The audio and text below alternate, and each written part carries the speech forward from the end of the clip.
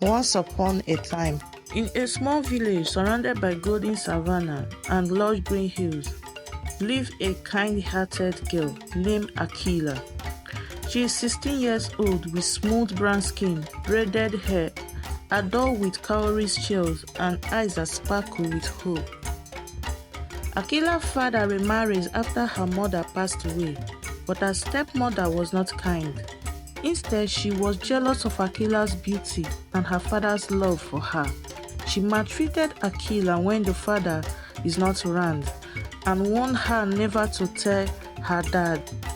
Because of the stepmother's maltreatment, Akila's friends told her to stood up to her stepmother or tell her father about the happenings around.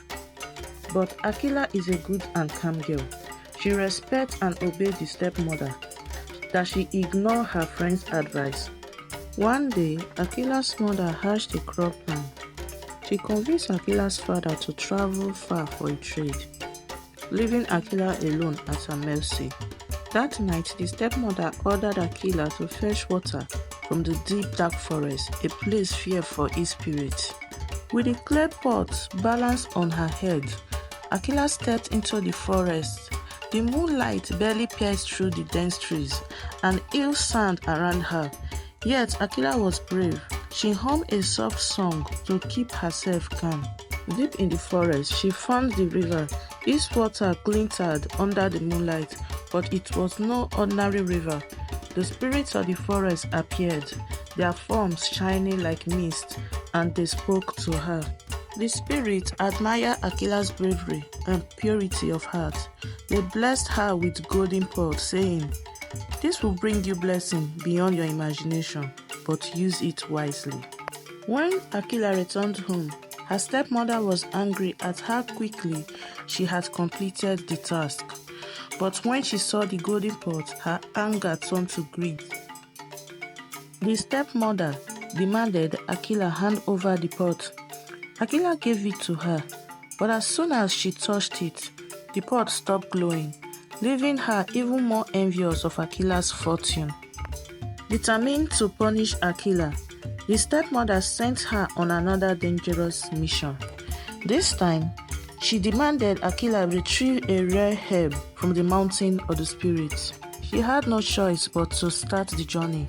She climbed the spirit mountain step by step, slow and steady.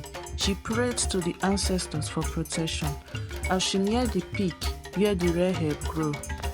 At the mountain top, Akila met a giant bird, the guardian of the herb. His feathers like fire and eyes that shone like the sun. "Prove your heart is pure," the bird said. Akila shared her story with the bird, and her honesty and kindness moved it. The bird gave her the herb and a single feather, saying, "This will protect you from harm." When Akila returned with the herb and the bird's feathers, the stepmother's jealousy grew into rage. She plotted to send Akila on a final task that would surely end her life. Before the stepmother could act, the spirits and the bird appeared in the village. "Enough," they declared. They revealed the stepmother's wickedness to the entire village. Akila's father came back from the trip, heard what his daughter was going through and what was going on under his wife's care. He became furious and shouted at his wife. The stepmother was banished from the village and Akila's blessings multiplied. Her courage and kindness brought her happiness and peace. The villagers celebrated and Akila became a symbol of hope for all.